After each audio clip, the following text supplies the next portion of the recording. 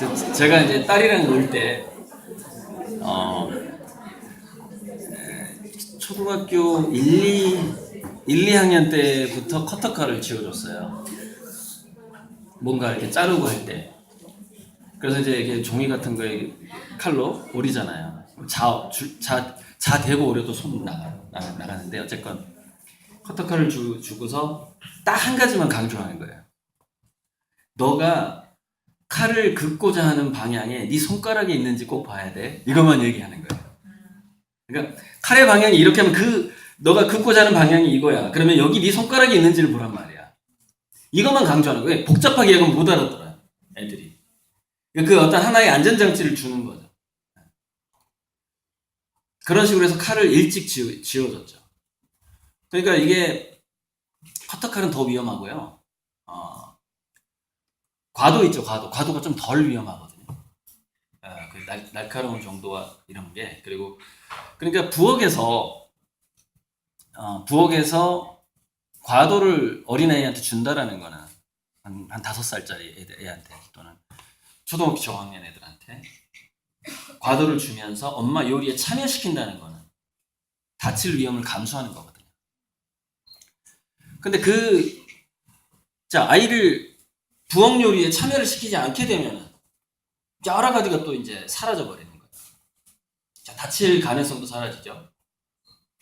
그 다음에 오감 자극이 사라져요.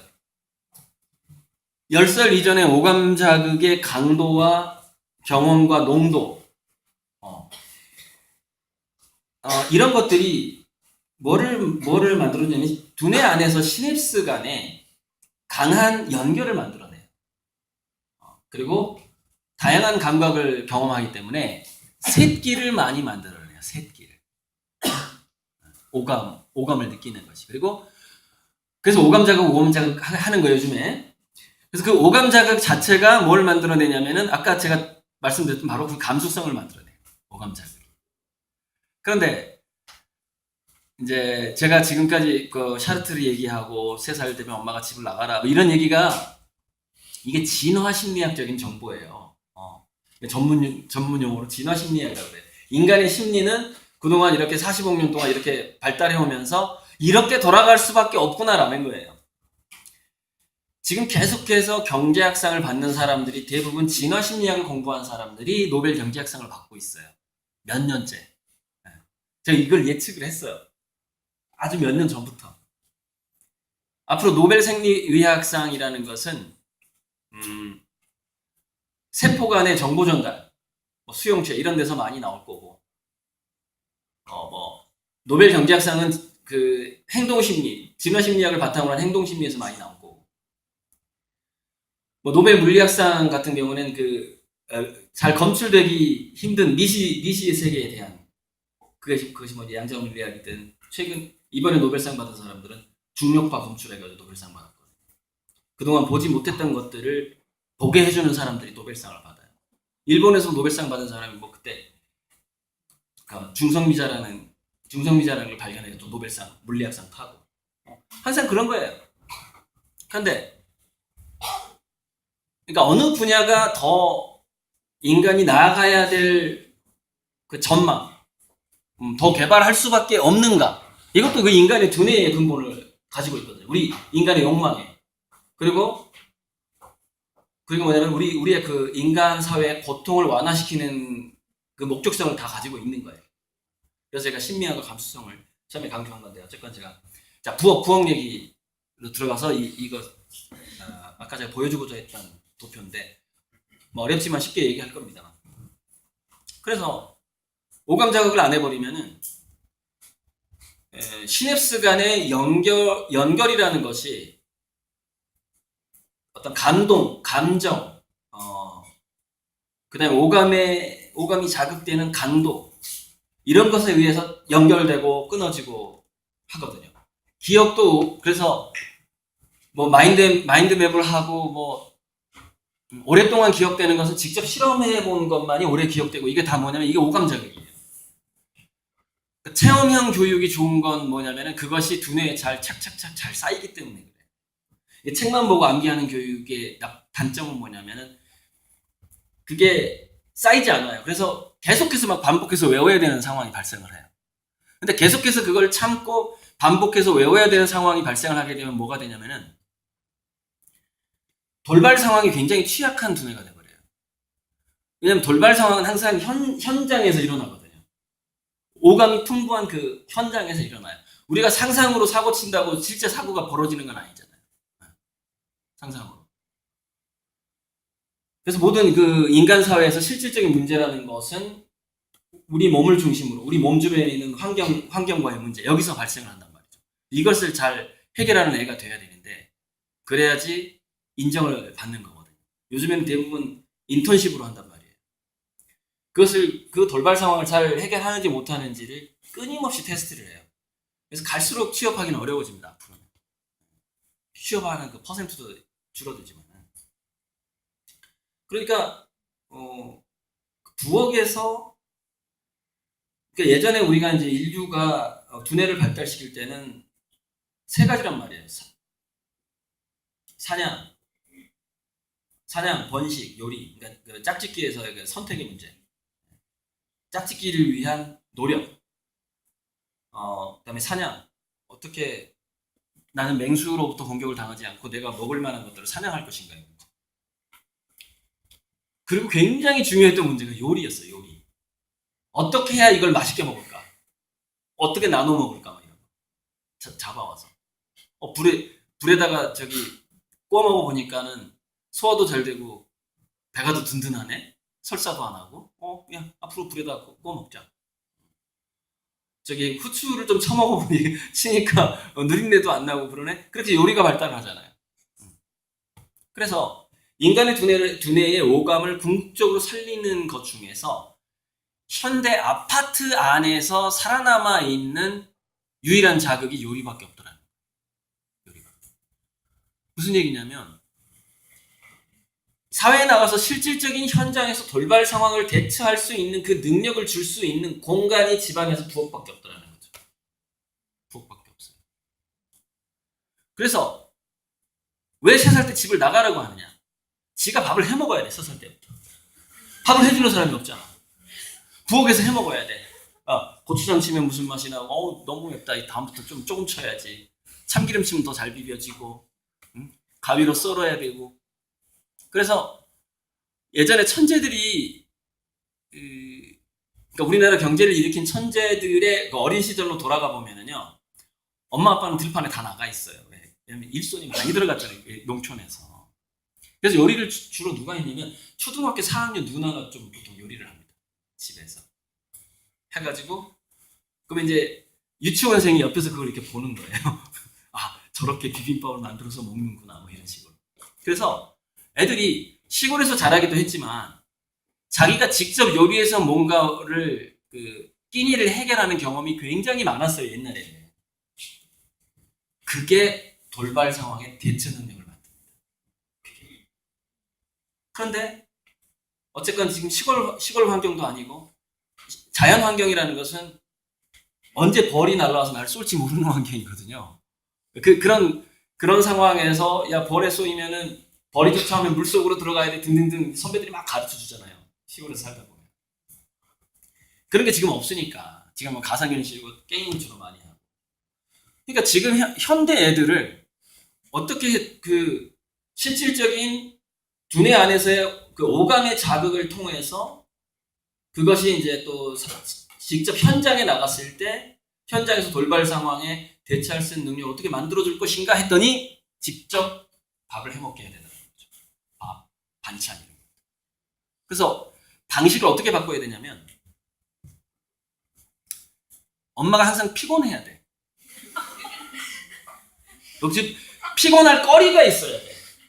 그러니까 이게 이제 연결이 되는 겁니다. 무슨 얘기면 야 엄마 밖에서 돈 버느라고 고생 많이 했잖아. 내가 너까지 저녁을 돈 벌어 왔는데 저녁까지 내가 차려줘야 되냐고. 나는 네가 해준 밥 좀 먹고 싶어. 이렇게 하면서 초등학교 때부터 애들한테 요리를 시키고 밥을 하게 하고 찌개를 끓이게 하고 엄마가 얻어먹는 거죠. 굉장히 중요한 전략이에요. 굉장히 중요한 전략. 굉장히 얘가 창의적인 애가 됩니다. 그러니까 초등학교 때 요리를 많이 해본 애는요, 면접도 잘 봐요, 나중에. 취업할 때. 그게 다 두뇌에서 연결이 되게 돼 있어요. 그러니까 인간의 두뇌라는 것은 요리를 하는 두뇌하고 건축물을 만드는 그 능력하고 똑같아요. 그러니까 이거를 놓친단 말이에요. 이거를 놓쳐, 사람들이. 그 두뇌가 그 성장하는 과정을 잘 모르니까. 여러분들, 라이트 형제가 어떻게 최초의 그 엔진 비행기를 날리는, 그래서 기네스북에 올라갔느냐를 연구한 사람이 있었어요. 그러니까 결정적으로 라이트 형제가 그 경쟁자 교수가 한 명 있었는데 엄청난 기업의 후원을 받고 엘리트 스텝이 엄청나게 많았어요. 근데 그 교수가 라이트 형제 경쟁한테 지죠. 라이트 형제 직업이 뭐였죠? 자전거포. 근데 그 당시에 최초의 엔진 비행을 하려면 가장 중요한 기술이 뭐냐면은 비행기가 균형을 잃지 않도록 조종하는 능력이 가장 핵심 기술이었다는 거예요, 그 당시에. 근데 그 핵심 기술은 어디서 오느냐? 자전거를 많이 탄 사람만이 그걸 할 수 있다는 거예요. 자전거를 많이 타본 사람에는 그 비행기를 조종할 수가 없는 거예요. 그러니까 엔진 비행기를 만들어도 조종할 사람이 없어. 왜? 그 동네에는. 그 대학 연구소에는. 왜? 자전거를 오래 탄 놈이 없는 거야. 근데 여기는 핵심, 엔진도 막 이렇게 조작하고 하는데 어쨌든 200m 날랐잖아요. 자전거를 오래 탔기 때문에 날린 거예요. 자전거를 오래 탔기 때문에. 이게 뭐냐면, 이걸 뭐라고 그러냐면 두뇌의 그 적응 능력이에요. 그러니까 요리를 많이 해본 애는 이공계에서 뭐 제약학과라든가 생화학과에 갔을 때 뭐 신약 개발이라든가 그런 연구하는 능력이 굉장히 좋아지는 거예요.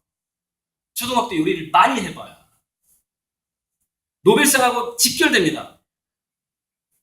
초등학생들이 얼마만큼 요리를 많이 했는가, 그 횟수가. 자, 그럼 지금 초등학생한테 요리가 왜 그렇게 중요하냐? 이 얘기도 못하겠네. 이게 뭐냐면, 미래에 그 직업 전망 때문에 그래요. 직업 전망.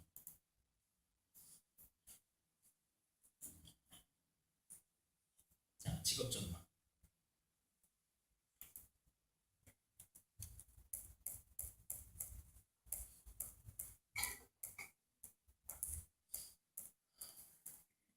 이게 뭐냐면 이제 생물학의 시대가 온다예요. 생물학의 시대가 온다.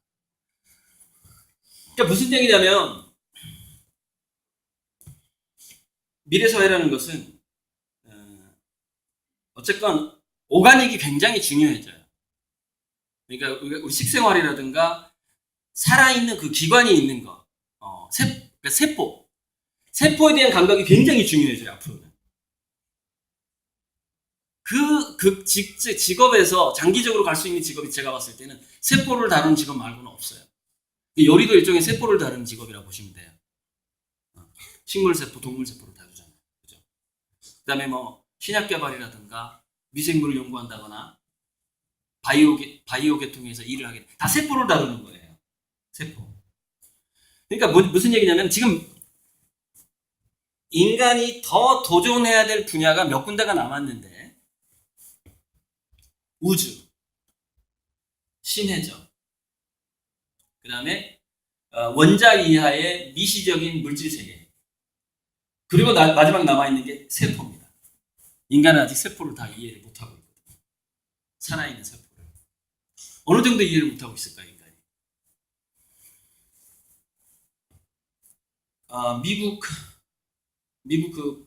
WHO, 세계보건기구에 등록된 질병의 개수가 약 한 13,000여 개예요. 지구상에 인간이 앓고 있는 질병의 개수 등록된 게 13,000개가 넘는데, 거기서 인간이 치료할 수 있는 병이 500개밖에 안 돼요. 나머지는 앓다가 죽어요. 그래서 통증 해소하다가 죽는 거예요.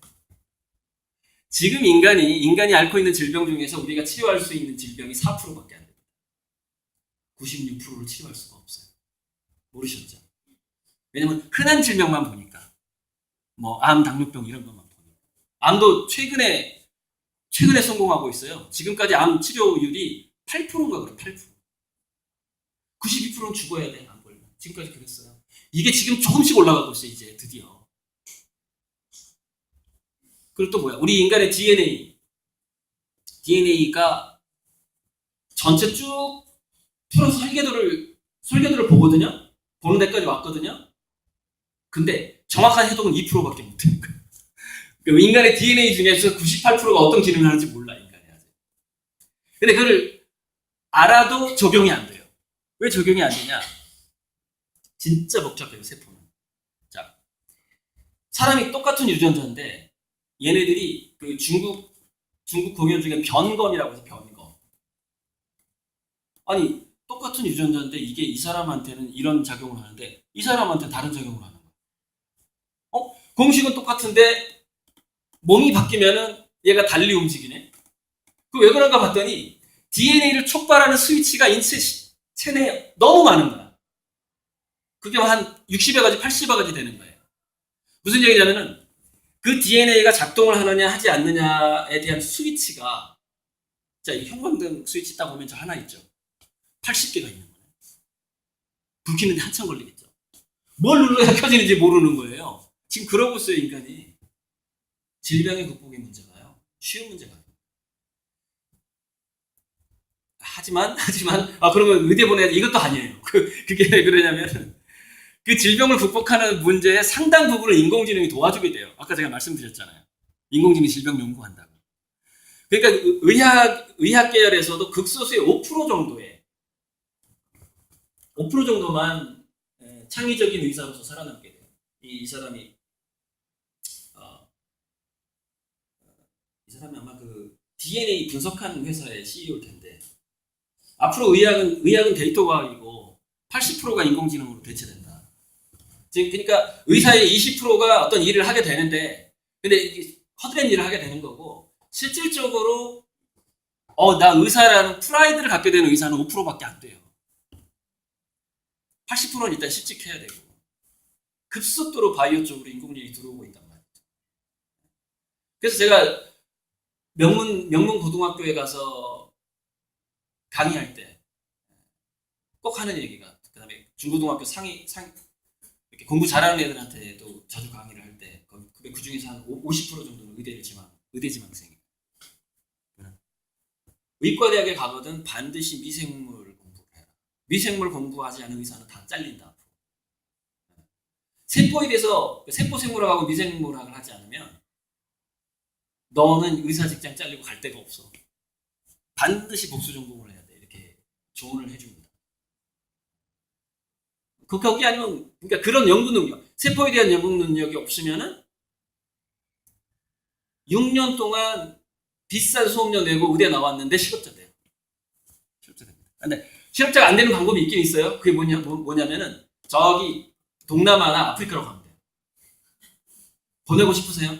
여러분, 우리 아들이 의대 나왔어. 아들딸이 의대 나왔어. 동남아로 보내고 싶냐고요.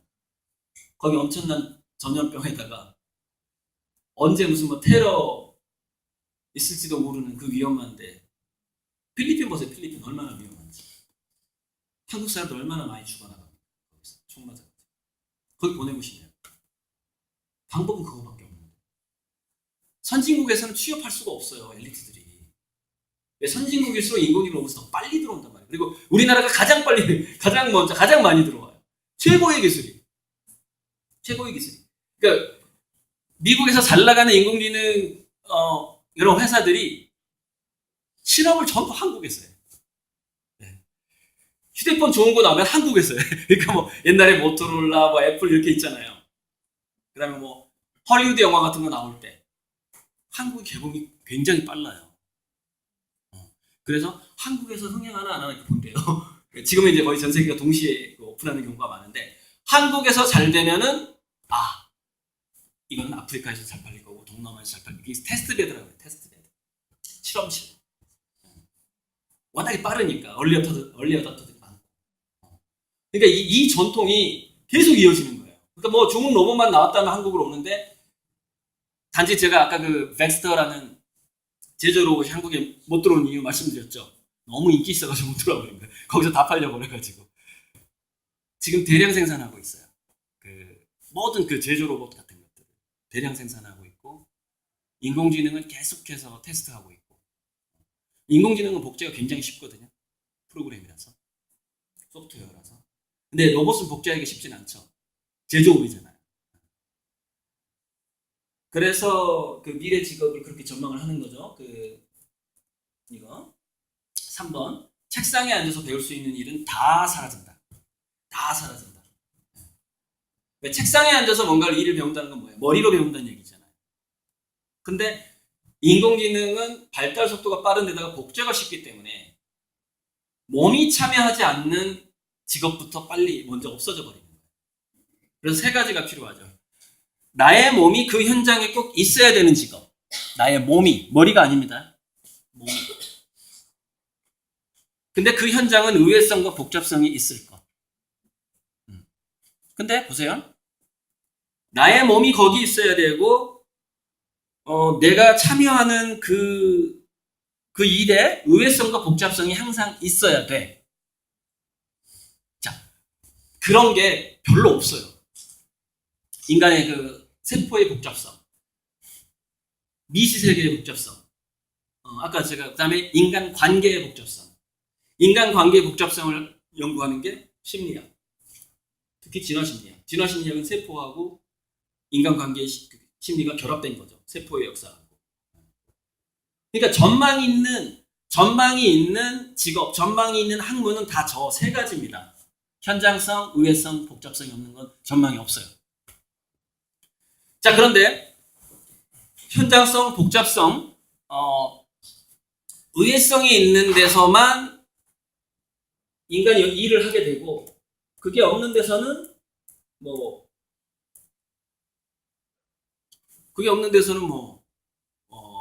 인공지능 로봇이 쉽게 그 일을 대신 해주고, 이 흐름이 계속 가게 되면은 결국에는 실업자가 많아지고 노는 사람이 많아질 거 아니에요.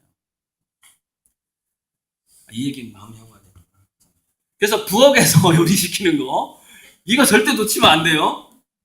희망이 없어, 희망이 없어. 초등학교 때 요리를 많이 안 해본 애는 희망이 없어요. 어디 가서 일할 수가 없어. 일을 할 수가 없어. 초등학교 때 가장 많이 해봐야 되는 건 뭐냐면요. 요리, 첫째. 두 번째가 뭔지 아세요? 에? 이거 뭐 얘기하는 것 같은데. 첫 번째가 요리, 두 번째가 게임이에요. 여기서 이제 사람들이 멘붕에 빠지는데.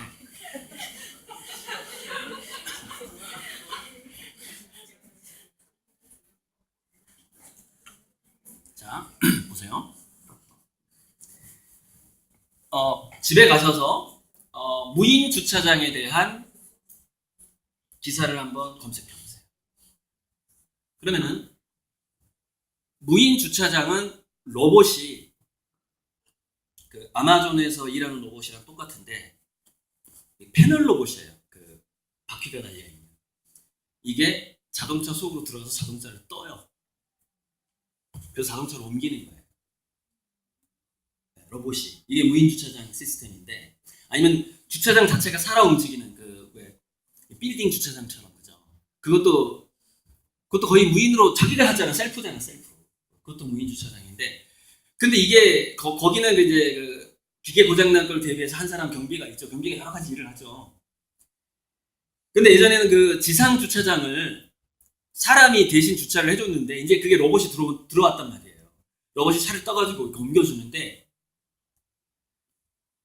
그 무인 주차장을 관리 감독하는 애들이 누구냐면은, 이게 사무실에 앉아서 모니터링만 해요. 지금 로봇이 잘 작동하나?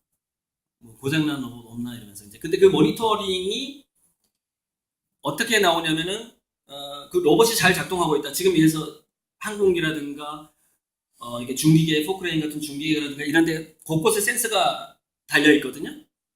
근데 그 기름이 얼마만큼 남았는가, 그 다음에 어떤 그 부품이 언제쯤 망가질 것인가, 마모도라든가 엔진에 이상한 그 음파, 소음이 들리면은 뭔가 꼈다거나 뭐 이런 것들을 간파를 해내는데, 그게 전부 모니터상에서 이미지로 뜹니다. 그 모든 소스가, 그 빅데이터들에 뜨는 게 인포그래픽이라고 그러죠. 그래프 같은 걸로 떠요. 화면상에. 무인 주차장도 마찬가지예요. 그래서 이 일을 시켜보니까 이제 미국에서 이제 현재 실제 벌어지고 있는 일이죠. 일을 시켜보니까 명문대 나온 애보다 그동안 게임만 했던 애들이 일을 너무 잘하는 거야. 업무가 바뀌었잖아요. 모니터링으로 바뀐 거예요. 그러니까 이게 중간적인 일자리거든요. 근데 그렇다고 막 너무 게임 시키지 마세요. 이게 제가 그랬잖아요. 이게 과도기적인 현상이니까. 이게 이제 10년, 20년 후면은 그 모니터링 자체를 인공지능이 하게 돼요. 지금 벌어지는 현상입니다. 지금. 항상 이게 그래서 유행을 따라가면 안 되는 거예요. 원칙을 따라가야지. 게임이 나쁘다 해가지고 게임을 막 금지시켰더니 취직을 못하네. 막상 회사에서 인턴을 시켜보니까 게임 잘하는 놈이 훨씬 업무를 잘해. 왜? 얘는 초등학교 때부터 그냥 모니터상에서 뭔가 변화하는 게 되게 민감해. 네, 이겨야 되니까.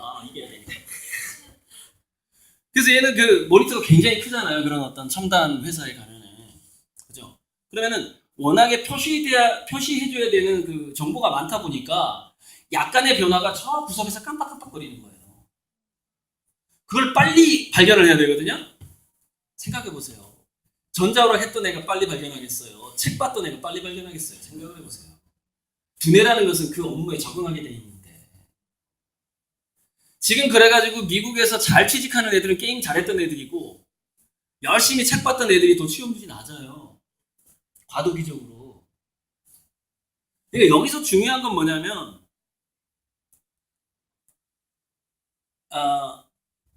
그게 그래서 예를 들어서 앞으로 한 20년간은 게임 열심히 했던 애가 취직하고 그 다음에는 또 책 봤던 애가 취직하고 이런 어떤 이런 곡선도 분명히 있는 것인데 중요한 건 뭐냐면은 자 그럼 다 게임했다고 그 회사에 취직할까요? 그게 아니라는 거예요. 핵심은 뭐냐? 게임을 해도 배고픈 줄 모르고 즐겼던 애가 취직을 하는 거고 그 회사에 책을 봐도 엄마가 자라 하는데 엄마 책 보는 게 이렇게 재밌는데 어떻게 잠을 잘 수가 있어 하면서 책을 봤던 애가 뭔가를 하는 거예요. 그리고 뭐 이렇게 농사 체험을 하든 뭐 체험을 하든 그걸 적극적으로 했던 애가 그걸 하는 거고. 아까 전에 그 적극성이 어디서 나온다고 했죠? 굶겨야 된다. 음식을 향한 열망에서 그 적극성이 나온다. 기본은 항상 그 진화 심리학에서 출발하는 거예요. 인간 동기의 기본이라는 것은. 자, 그래서 이제 인공지능이 그렇게 다가오는데, 부엌얘기 끝냈어요. 요리 굉장히 중요하고, 두 번째, 게임에 대해서 너무 소홀히 해서도 안 된다는 거예요. 왜냐면은, 모니터링이라는 그러니까 사물 인터넷이라고 그러죠. 그러니까 모든 부품에 앞으로는 센서가 부착되게 되고, 그 센서를 인공지능이 완벽하게 자동화하기 전까지는 인간이 그것을 파악하고 수리기사를 보내야 되고 관리를 해야 되는데 인간 두뇌는 80%가 시각에 할애된 상태로 진화를 했다. 인간은. 그러니까 인간한테 정보를 보여주는 방법은 큰 영화 화면처럼 모니터로 보여주는 방법밖에 없다. 근데 그 모니터를 잘 관리 감독하고 잘 읽는 애가 보니까 게임을 잘하는 애더라. 이렇게 된 거예요. 근데 이 직업이 게임을 굉장히 잘했던 애가 모니터를 잘 파악하는 것이 자 인공지능 자동화가 됐을 때 미국이나 뭐 한국부터 그 직업이 먼저 사라지겠죠. 모니터링 직업이 사라지겠죠. 그럼 어디로 갈까요? 더 시국으로 가는 겁니다. 그러니까 무슨 얘기냐면은 작년인가 재작년인가 GS건설에서 신입사원을 뽑았는데 국내에 취업할 때가 한 군데도 없는 거예요. 그래가지고 전부 해외로 갔어요. 그러니까 지금은 신입사원이 어떤 대기업에 들어가도 해외로 가는 경우가 아주 많아요. 국내에서는 일감이 없어요. 그러니까 취업을 하더라도 대기업에 취업을 하더라도 해외에 있는 그 지사로 가서 근무를 하게 되는 건데 그 해외의 사정이 인공지능 인프라가 완전히 완벽하지 않을 수 있잖아요. 그러면 국내에서 모니터링 직업에 근무하다가 점점 이제 더 낙후된 국가로 이렇게 밀려나긴 하겠죠. 하지만 잘리지는 않겠죠. 어떤 모니터링을 잘 한다면 잘리지는 않겠죠. 그런 희망이라도 있는 거예요. 게임을 잘하는 애들. 근데 그 모니터링을 하는 것이 고도의 지적 능력이 필요한 게 아닙니다. 발견하고 조치만 하면 돼요. 조치해주는 또 기능은 다른 사람이 있거나 로봇이 해주거나 인공지능이 대신해주는 거예요. 그런 식으로 해서 지금 미국 사회에서는 게임을 잘하는 애들의 취업률이 굉장히 올라가고 있는 상황이 발생하고 있어요. 이게 우리나라에도 한번 유행을 할 거예요. 유행을 할 거예요. 자, 왜 유행을 또 하게 되냐면, 자, 이 그래프하고 연결해요. 뭔가 생산 활동을 하는 것. 근데 그 생산 활동이 대량 생산 쪽일수록 로봇이 먼저 차지하게 되거든요. 왜? 반복하는 일은 로봇이 더 잘하니까. 아까 로봇을 도입했더니 사람이 5배 일을 하더라. 5배. 5사람 몫을 하더라. 그래서 반복되는 일들은 이제 다 대부분 로봇에게 넘어가고, 좀 반복되기 힘든 것들, 복제하기 힘든 것들에서 이제 인간이 근무하게 되는데, 복제하기 힘든 거, 반복되기 힘들면서 우회성도 있고, 뭐 현장성도 있고, 복잡성도 있는 거를 보니까 생명 분야가 나오고, 뭐 미시 세계로 가버리면 워낙에 전문적인 분야이기 때문에 일단 인력이 별로 필요가 없어요. 그러니까 굉장히 선진국의 MIT의 뭐 특수 몇몇 박사들 그런 일자리니까 거의 퍼센트가 없는 거죠. 우리나라에 거기까지 보낼 만한 인프라가 좀 안 되고 어쨌건. 그래서 생명 분야, 그러니까 헬스케어하고 웰빙 분야에서 직업이 유지되는 경향이 아주 많고 앞으로 그것이 뭐 안마하는 사람일지라도 어쨌든 그거는 웰빙에 근무하는 거거든요. 그래서 그 직업은 이제 한동안 유지가 돼요. 그리고 직업이 많아지는 걸 딱 보니까 대부분 엔터테인먼트에서 직업이 많아져요. 엔터테인먼트. 게임하고, 가상현실 체험하고, 가상현실로 여행 다니고, 그럼 그 가상현실 프로그램 해가지고 나무도 만들어야 되고 이렇게 하잖아요. 그러니까 게임 업체하고 가상현실 만드는 업체의 주가가 계속 올라가고 있고, 제가 주식 투자할 때는 바이오하고 게임 하라고 예전부터 얘기했어요. 장기 투자할 거면 그쪽으로 갈 수밖에 없다, 인간이. 그러니까 내가 가진 돈은 얼마 없는데 직접 아프리카 여행을 가는 게 너무 비싼 거예요. 그러니까 위험해. 예방주사를 5가지를 맞아야 돼요, 여러분. 저기 동남아 여행 가려면 무슨 예방주사 게다가 또 보험 들어야 되고 얼마나 복잡한데요. 그런데 예를 들어서 드론으로 아프리카 밀림이라든가 동물이라든가 기가 막히게 찍은 거죠. 그 냄새까지 이제 거기서 냄새까지 채취해가지고 여기서 전자고로 냄새까지 성분을 채취해가지고 여기 현장에 있는 몇 가지 요소들을 조합해서 그 냄새까지 맡게 해주고, 풍경이 바람이 불잖아요. 그럼 선풍기가 자동 인식으로 선풍기가 돌아가요. 나는 지금 가상현실이야. 지금 뭐까지 이건 아무것도 아니에요. 지금 뭐가 나왔냐면 가상현실 식당이 나왔어요. 상상하기 힘든 일이었거든요. 가상현실 식당. 무슨 얘기냐? 유럽 여행에 가서 음식을 먹는데 실험을 했습니다. 그러니까 일본에서 실험을 했는데 초밥이에요, 초밥. 초밥인데 그 몸에 해로운 걸로 만들진 않죠. 그 밥알이 씹히는 그 질감을 그대로 재현한 거예요. 탄수화물이 아니라 살 안 찌는 걸로. 살 안 찌는 재료. 그런 재료들이 있잖아요. 탱글탱글한 걸 그대로 재현을 하고, 고기도 이제 진짜 고기가 아니야. 만든 거예요. 그런데 인간이 그걸 비슷하게만 만들어도, 그러니까 가상현실 이걸 쓰고 초밥을 먹는다니까요, 지금. 그런 시대예요. 초밥을 먹어요. 왜? 먹어도 되는 거니까. 젓가락질이 되니까. 그러니까 인간의 그 손이 나가는 거하고 이 가상현실하고 이 감각을 맞추는 거죠, 기가 막히게. 그래서 입으로 들어가게 하는 거예요. 젓가락이 여기까지 보여. 실제로 먹을 수 있어, 가상현실인데. 근데 자기는 현재 이태리 식당에 일본의 어떤 그 온천 옆에 있는 일식집에 가 있는 거예요, 가상현실로. 음식이 나왔어요. 예전에는 보고만 즐겼죠. 지금 그 음식을 먹습니다. 가상현실에서. 그래서 물어봤어, 인터뷰를 했어. 그 먹어본 사람. 식감이 어떠냐. 초밥하고 구분이 안 됐대. 정말 초밥 먹는 것 같아. 근데 희한하게 이걸 벗고 먹어보라 그러면은 맛이 달라. 근데 가상현실 속에서 초밥을 먹으면 초밥하고 맛이 똑같아. 두뇌의 장난이에요. 두뇌는 되게 쉽게 속거든요. 속아 넘어가요. 이게 진짜 초밥 맛이 나버리는 거예요. 해석이. 가상현실하고 그러니까 오프라인하고 온라인의 구분이요. 점점 흐려지기 시작합니다. 실제로 가상현실에서 밥을 먹는 시대입니다. 지금. 그래서 근데 사람들 지갑은 비워가죠. 그죠? 그런데 예를 들어서 실제 초밥이다. 그래서 정말 그 참치가 이렇게 얹혀진 초밥이다. 그러면 진짜 참치 가져와야 되잖아요. 근데 그 참치 맛을 몸에 해롭지 않고 뭐 이로운 재료로 그 참치 맛을 냈어. 인공적으로.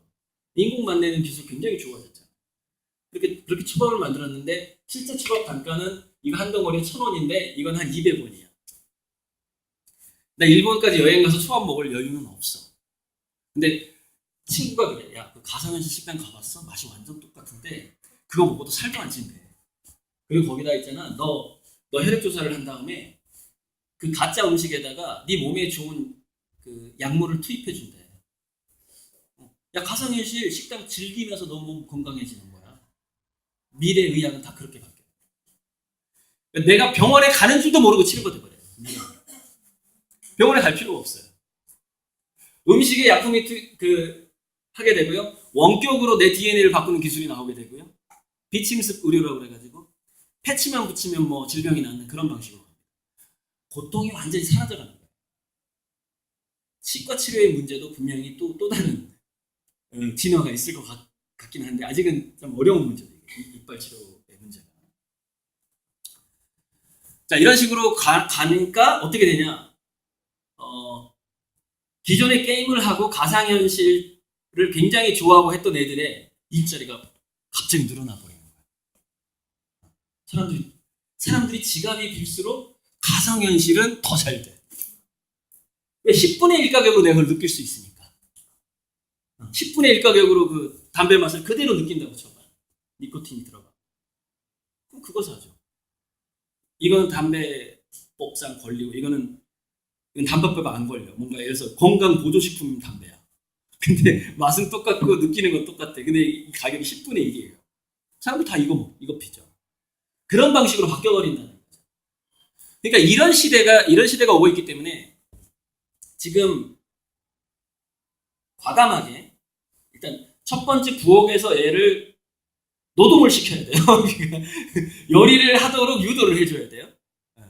엄마 네가 해준 찌개 좀 먹어보자 이런 식으로 해서 왜 엄마가 피곤하니까. 근데 엄마가 왜 피곤해? 이래버리면 어떡할 거예요? 동기부여가 안 되잖아요. 그죠? 엄마가 애가 학교 갔다 딱 왔는데 엄마가 밖에서 뭔가 일을 하거나 뭔가 자기 개발을 하거나 이렇게 댄스를 하고 왔던지라도 그래서 야 엄마 낮에 그 오후에 취미생활 하는 거 너 알아 몰라? 그 얼마나 힘든 취미생활인 줄 아니? 엄마 이거 볶음 보여 안 보여? 이러면서 지금 나 좀 쉬어줘야 된단 말이야. 네가 저녁밥 좀 해. 이렇게 나가야 되잖아요. 그게 그 알리바이라는 게 그 스토리 라인이라는 것이 엄마가 쉬지 않으면 안 되는 상황을 만들어내야 되기 때문에 낮 시간 동안에 엄마가 집에 있는 것 자체는 스토리 라인이 안 맞아요. 그거는 애를 노동을 시키는 게 돼버리는 거죠. 그러니까 애들은 그게 너 야 요리가 되게 좋대. 너 앞으로 부엌에서 요리 너가 다 해. 이래버리면 그게 강압적인 거죠. 자기주도적인 게 아닌 거잖아요. 머리가 마비돼버려요. 무슨 얘기야? 애들의 오감 자극이라는 것은 자발적으로 할 때만 제대로 들어오더라 이거예요. 자발적으로 할 때. 근데 그 자발성이라는 게 동기부여라는 것이 부모가 애한테 부탁을 하면 동기부여가 되는데 이거 딱 보니까 자기가 딱 보니까 어쩔 수 없는 거예요. 엄마가 지금 저녁밥을 해줄 상황이 아니야. 보니까 발도 퉁퉁 부어있고 아직 샤워도 안 했고 땀 냄새가 많이 나. 밖에서 이제 뭘 했든지 간에 어쨌든 옷이 땀에 흠뻑 젖어 있어. 내가 학교에서 오자마자 야 엄마 샤워하는데 1시간 걸리는 거 알지? 근데 애가 배가 너무 고파. 지금 배가 너무 고파. 용통도 별로 없어가지고 먹을 거는 냉장고에서 뭔가를 해야만이 내가 먹을 게 생기는데 엄마는 샤워를 1시간 동안 해야 되겠대. 그럼 지가 해 먹어야지. 엄마 샤워하고 나서 네가 해준 밥 좀 먹자. 고마워. 부탁해. 이러면은 요리하는 게 자발적인 동기부여가 돼. 근데 네가 해 하면은 말짱 헛거야. 이게 흥부가 제비다리를 부러뜨린 거하고 놀부가 제비다리를 부러뜨리는 거의 차이예요, 이게. 근데 대부분의 이런 교육을 하면 엄마들이 놀부가 돼버려요. 제비다리였어, 제비다리. 그게 아이들한테 자발적인 걸 만들어내지 못하면 놀부 엄마가 된다 이 말이에요. 그 놀부 스타일이 돼버린단 말이에요, 부모가. 그러니까 그 자발성을 만들기 위해서 엄마가 살림을 하면 안 되는 거예요. 네.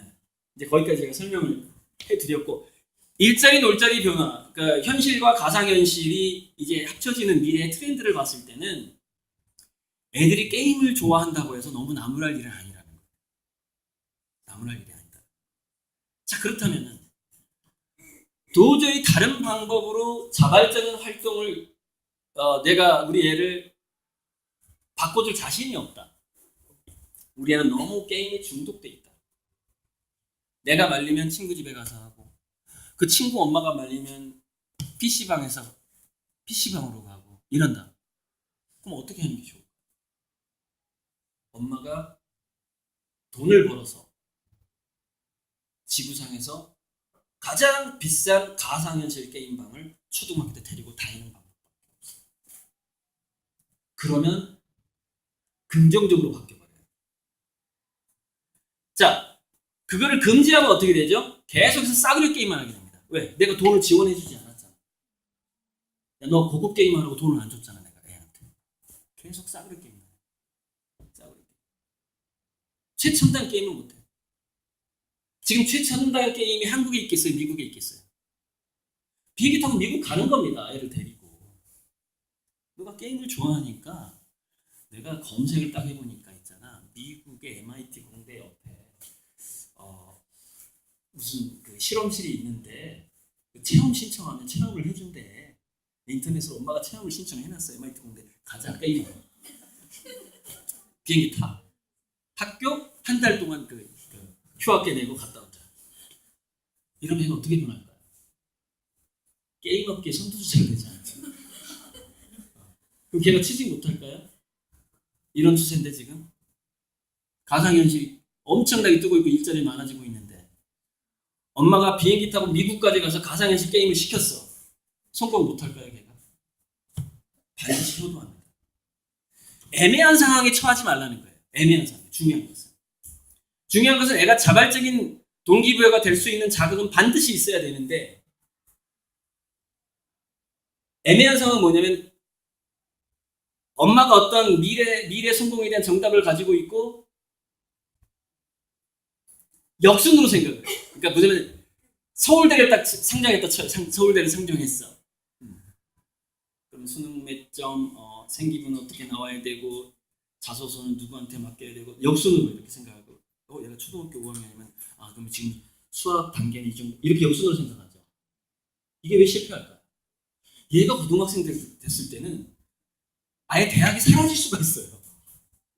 서울대가 공중분해돼 있을 수도 있어요. 10년에. 그럴 일은 없겠지만은 왜 그럴 리가 없을까요? 대학이 변화하고자 노력을 하기 때문에. 대학이 신입생을 뽑는 방식을 바꾸게 되고 기업이 바뀌면 대학은 1년 후에 바뀌어요. 기업이 심하게 바뀌잖아요. 대학 입시제도는 더 심하게 바뀌어요. 현실을 반영하는 거예요. 무조건 취직을 시켜야 되니까. 그러니까 지금 서울대를 넣고 역순으로 생각해서 우리 애를 가르쳐봐야 아무 소용이 없어요. 왜? 안 맞아요. 그때는 안 맞아요. 이 후회를 하는 사람이 얼마나 많은 줄 아십니까? 중고등학교 엄마들 중에서. 제가 그 엄마들을 한 5명 정도 상담했어요. 입시제도가 갑자기 바뀌어버린 거예요. 그러니까 학원을 많이 보냈던 거예요. 초등학교 고학년 때부터 중학교 때까지. 그랬는데 자발적이지 않았겠죠? 관리 감독했으니까. 그럼 걔 두뇌는 어떻게 됐을까요? 바보가 돼 있는 거죠, 이미. 인간은 뭔가를 즐기지 않으면 바보가 되거든요. 자, 바보가 된 애가 고등학교 때 공부 실력이 나올까요? 굉장히 천재였는데 고등학생 되더니 전부 2등급인 거야. 수학도 2등급, 국영수사가 다 2등급이야. 1등급까지 절대 못 올라. 근데 초등학교 때부터 학원도 안 보내고 막 놀게 하고 했던 친구가 하나 있었는데, 얘는 다른 건 다 저기 9등급인데, 예를 들어서 영어 하나가 1등급이든지 뭐 하나 한 과목이 1등급인 거예요. 지금 어떻게 바뀌었죠? 명문대가? 서울대는 1등급 2개면은 지원할 수가 있고요. 연세대 고려대는 1등급 하나면 지원할 수 있습니다. 2등급이 전부 2등급이면 지원을 못해요. 그렇게 입시제도가 바뀌어버린 거예요. 어쩔 수 없이 지방대 가야 돼. 학원 열심히 보내놨더니 입시제도가 바뀌어버렸네. 근데 이 친구, 우리 애 친구를 보니까 얘는 딱 하나만 1등급 맞았는데, 그 1등급 맞은 거에 학과에 지원을 해서 자소서하고 면접을 기가 막히게 해가지고 딱 합격을 해버립니다. 여러분, 지금 서울대에서 평균 4등급 이하의 합격률이 몇 %냐면, 제가 몇 년 전 자료에 40% 정도 나왔어요. 4등급 이하인데 서울대 간 애들이 점점 늘어나고 있어요. 이렇게 바뀌어버린 겁니다. 이거 10년 전에 예측했을까요? 그 엄마가 학원 열심히 보낼 때? 차라리 뭐 하나라도 1등급 맞게 할 거예요.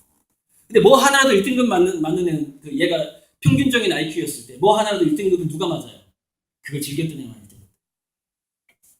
여러분, 고등학교에 공부하는 것은 장난이 아닙니다. 엄청나게 양이 많아요, 양이. 그래서 인간의 두뇌가 그걸 흡수할 수가 없어요. 즉, 인간의 두뇌가 초인적인 두뇌가 아니면 고등학교 공부를 다 흡수 못해요. 인간의 두뇌는, 그러니까 20살 정도의 두뇌는 중3 정도의 지식을 담을 수 있답니다. 즉, 고등학교 간 순간 초능력자가 되지 않으면은 1등급은 절대 못 돼요. 근데 초능력은 어떻게 나오죠? 진짜 즐기는 애한테 나오거나 아니면 타고난 초능력자거나 둘 중에 하나. 또 하나 초능력이 나오는 경우가 있긴 있어요. 이거 얘기하고 잠깐만 쉬가 말까. 질문을 받을게요, 그냥. 자연스럽게. 이거 마치고. 지금 많이 말을 못했는데, 윌리엄 제임스라는 대단한 그 천재 의사가 있었어요. 이 사람이 심리학에 뭐 거의, 그러니까 그 지혜가 굉장히 뛰어났던 것 같아요, 이 사람. 그러니까 행복해서 웃는 게 아니라 웃다 보면 행복해진다는 말을 했던 사람이에요, 윌리엄 제임스가. 지금 많이 유행하는 말이죠. 의사 겸 심리학자였는데, 이 사람이, 링컨 얘기하고 이 사람 얘기를 좀 해드릴게요. 살면서 자기 잠재력을 충분히 발휘하면서 사는 사람들에게는 반드시 공통적으로 나타나는 3가지 경험이 있더래요. 3가지 경험. 그 3가지 경험을 한 애만 잠재력을 다 드러내고 살고, 그 3가지 경험을 안 하면은 자기 능력보다 더 못한 삶을 살더라는 거예요. 그래서 그 3가지 경험이 뭔지를 봤더니 전쟁, 사랑, 종교로 나옵니다. 근데 이 3번째 종교라는 건 그 미국 기독교 국가였기 때문에 종교로 저는 해석을 하지 않고 어떤 믿음이나 확신으로 해석을 합니다. 확신, 신념으로. 그럼 다시 한국형으로, 우리는 종교가 워낙에 많으니까 한국형으로 바꿔보자면, 전쟁과 같은 상황, 뭔가 지극하게 사랑하는 게 있을 때, 나머지는 자기 자신을 엄청나게 믿을 때, 이 3가지 경우만 잠재력을 발휘하더래요. 그러니까 3가지 경우. 자, 그러면은, 자, 게임이다 뭐다 뭔가를 열심히 즐기는 건 뭐죠? 그게 사랑이에요. 로맨스라고 해요. 로맨스. 도저히 잠이 안 와. 그걸 하고 싶어서, 게임을 하고 싶어서 잠이 안 와. 사랑이죠. 사랑을 통해서 잠재력을 발휘하는 거예요. 전쟁은 뭐죠? 내가 공부 안 하면은 우리 집안 식구들이 굶어 죽게 생겼어. 이게 전쟁입니다. 과거 역사상에서 김미경 씨가 그 얘기하더라고요. 강사 씨가. 부모님이 한 분이 아팠고, 자기 막내 동생을 미국 유학을 보냈었대요. 학비가 많이 들어갔대요. 그래서 강의를 다니는데, 하루에 막 3탕씩 뛰는데, 자기가 돈 계산을 해보니까 자기가 하루에 두세 탕을 안 뛰면은 그 아픈 부모님 병원비하고 그 막내 동생 과외 그 유학비가 안 나오는 거예요. 그래서 24년 동안 하루에 두세 탕씩 뛰면서 강의 한 번 하기도 되게 힘들어요. 저는 좀 더 글쎄 덜 힘든 편일 거예요. 왜냐하면 저는 제 머릿속에서 나오는 생각대로 얘기하는 편이거든요. 그런데 보통 일반 강사들은 그렇게 안 해요. 스토리 라인이 정해져 있어요. 과목이. 그래서 자기 개발이다, 뭐다, 마케팅이다, 뭐다 똑같은 내용을 하루에 3번 동안 해야 돼. 똑같은 내용을. 여러분 똑같은 거 반복하는 게 더 힘들어요. 학교 교사가 왜 힘든데? 작년에 가르쳤던 거 올해 또 해야 돼. 왜? 학년이 들어왔잖아. 또 해야 돼. 20 몇 년 동안 그 똑같은 내용을 강의를 해야 되는 거예요. 여러분 인간은요. 원래 창의적으로 태어났기 때문에 본능이 같은 거 반복하는 거 되게 싫어합니다. 같은 거 반복하면 더 힘들어요. 그게 아주 재밌는 일이 아니에요. 그러니까 하루에 3탕 똑같은 내용을 강의한다는 건 저는 하루에 3탕을 해도 제가 덜 피곤할 거야. 그런 강사들. 그게 전쟁 상태입니다. 전쟁. 자, 마지막에 확신은 뭘까요? 확신. 신념. 이게 뭐냐면 안토니오 다마지오라는 뇌과학자가 한 얘기가 저 우측 끝에 인내의 한계는 예측의 한계다라는 굉장한 말을 합니다. 제가 이거 중고등학교 학생들 그 자기개발하고 공부법 강의할 때 저 얘기를 많이 하는데 인간의 인내력이라는 것은 예측 가능할 때 극대화되더라는 겁니다. 무슨 얘기냐? 내가 조금만 더 하면 1등 될 것 같아. 이때 공부를 오래 하더라는 거예요. 아, 내가 조금만 더 하면 성적이 좀 오를 것 같아. 이걸 뭐라고 하냐면은 성취감이라고 하는 거고 또 요즘 용어로 뭐라고 하냐면은 성취감이라고 하는데 그거 말고 공부 희열도란 말도 있고 어쨌건 그런 용어들이 있는데 그런데 그 예측하는 그 능력이라기보다는요 그게 경향성이더라는 거예요.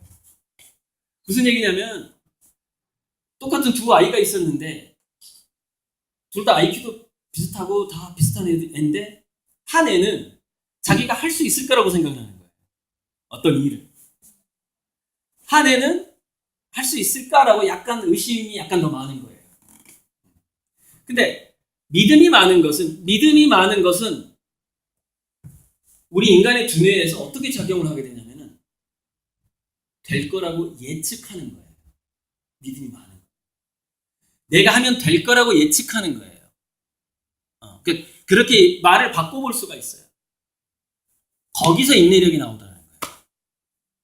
근데 그게 뭔지는 몰라요. 근데 될 거라고 믿으면 인내력이 나오는데 될 거라는 것에 의심이 가면 인내력이 안 나와.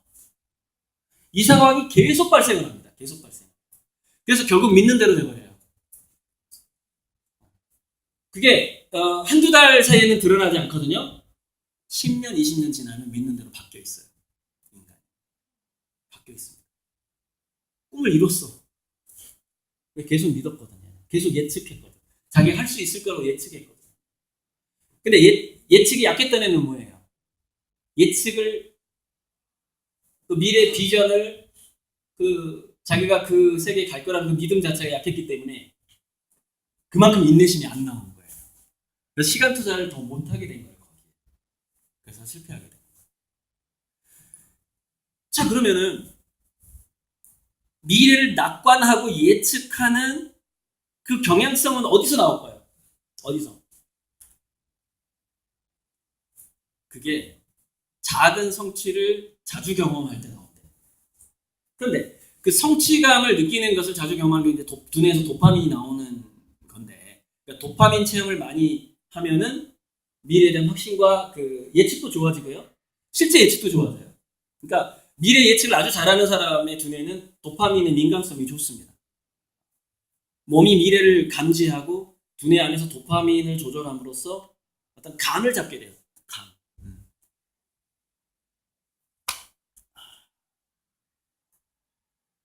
세월호 얘기해서 좀 미안한데 그때 가만히 대기하라고 했을 때 왠지 나가야 될 것 같다라고 느낀 애들이 있어요. 어떤 애들이 그걸 느꼈어요? 엄마가 시킨 대로, 선생님이 시킨 대로 살아왔던 애들이 아니겠죠? 그게 예측 능력, 감이라는 거예요. 그 감이 어떻게 생기나 봤더니 자기주도적인 경험이 많은 애들만 그게 생기더라는 거예요. 그러니까 엄마나 선생님이 관리 감독을 해버리면은 제가 아까 그랬죠. 요리를 부탁을 해서 결국 내가 하지 않으면 지금 우리 집안 오늘 저녁 굶게 생겼구나. 내가 찌개 끓여야 되겠네. 아빠가 들어왔을 때 내가 요리 안 해놓으면은 엄마가 샤워하고 나와서 요리하면은 거기서 1시간 걸릴 것이고 그러면 저녁 8시, 9시 돼야 저녁 먹을 수 있는 거 아니야? 우리 집안이. 또 보니까 요리할 사람이 나밖에 없어. 초등학생 요리에 끼어드는 거죠. 맛은 없더라도. 하면 맛이 좋아져요. 자주 하면 좋아요. 아무튼 그건 자발적인 거거든요. 근데 시켜서 하는 건 자발적인 게 아닌 거예요. 근데 시켜서 해버리면은 두뇌에서는 도파민 회로가 둔감해져요. 그러니까 성취감을 많이 느끼면은 내가 선택했는데 실패했네, 내가 선택했는데 성공했네, 이거를 경험을 많이 하게 되면은 도파민의 그 민감성이 굉장히 좋아지는데 도파민이 2가지 역할을 한다 그랬잖아요. 하나는 미래를 낙관적으로 보게 만들어요. 도파민이라는 호르몬이. 또 하나는 실제로 예측 능력을 좋게 만들어요. 그러니까 어려서부터 자기주도적인 체험이 많았던, 그러니까 자기 그 어린아이의 수준에서 아이를 너무 어리게 보지 않고, 예를 들어서 우리가 보통 강아지 같은 거 이렇게 애들이 애완동물 이렇게 좋아할 때 처음에 며칠간 돌보다가 나중에 안 돌보잖아요. 결국 엄마한테 키우라는 얘기지. 그래서 엄마가 밥 주기 시작하잖아요. 이걸 하면 안 되는 거예요. 그 개가 굶어 죽는 걸 체험해야 돼요. 이게 자기주도적인 거예요. 왜? 네가 키우겠다고 했잖아. 가슴은 아프지만 굶겨 죽여야 되는 거죠. 근데 어느 날 학교에 갔다 왔어요. 엄마, 이 강아지 왜 이래? 글쎄 내 생각에는 밥하고 물을 제대로 못 먹어서 그런 것 같은데? 네 강아지잖아.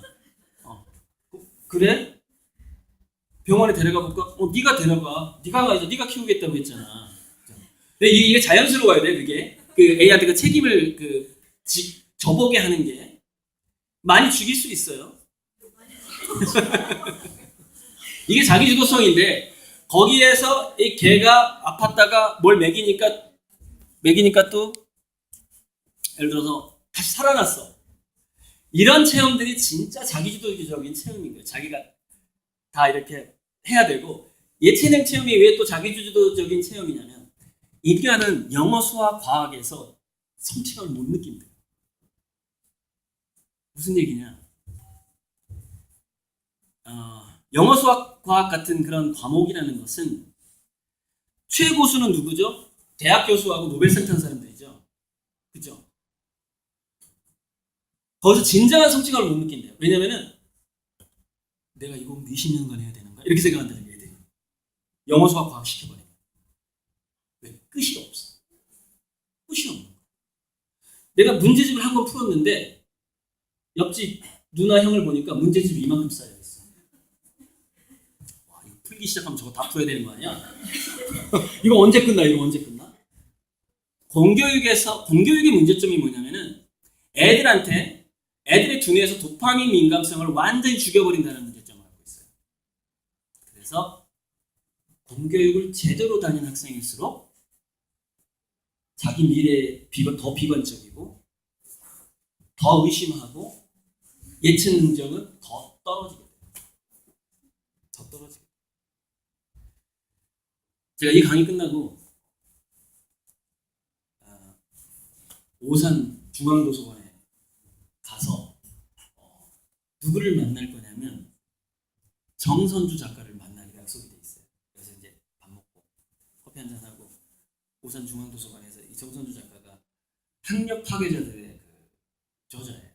학력 파괴자들. 즉 공교육을 뛰쳐나가서 성공한 사람들의 스토리를 연구한 사람인데 학력 파괴자들 1이 나왔는데 지금 2를 쓰고 있어요. 제가 제발 좀 빨리 좀 쓰라고 맨날. 이 양반이 약간 스타일이 이렇게 저처럼 성격이 급한 사람이 아니어가지고 너무 느긋하게 재밌습니다.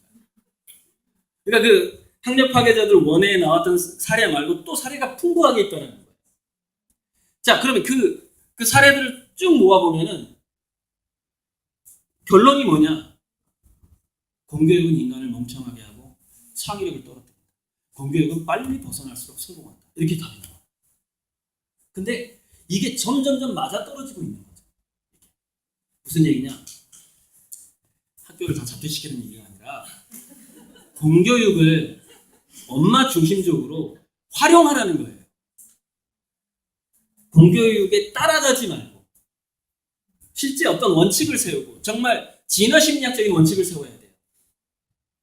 뇌과학과 진화심리학적인 원칙을 세워야 돼. 왜? 인간은 그렇게 돌아가니까. 인간의 두뇌는 그렇게 동기부여가 되고 도파민이 없으면 무조건 미래를 비관하게 되고 예측 능력이 떨어지니까. 비관하고 예측 능력이 떨어질수록 뭐가 안 나온다고요? 인내심이 안 나오니까. 만족지향 능력이 안 나오니까. 여러분 마시멜로 실험 세 번째 실험인가 네 번째 실험 세 번째 실험이 있어요. 그 얘기하고 강의 끝내야 되겠네. 저 그래서 4시간 강의를 좋아하거든요. 2시간 반도 좀 부족해.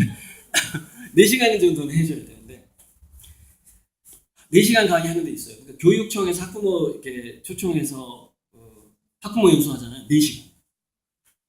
10분씩 50분 4시간 해요. 교육청 학부모 연수. 정말 좋아요. 4시간. 기분이 너무 좋아.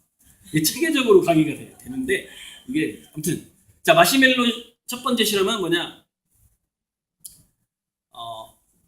조금 그걸 참아주니까 이건 뭐 안 찍어도 되겠다.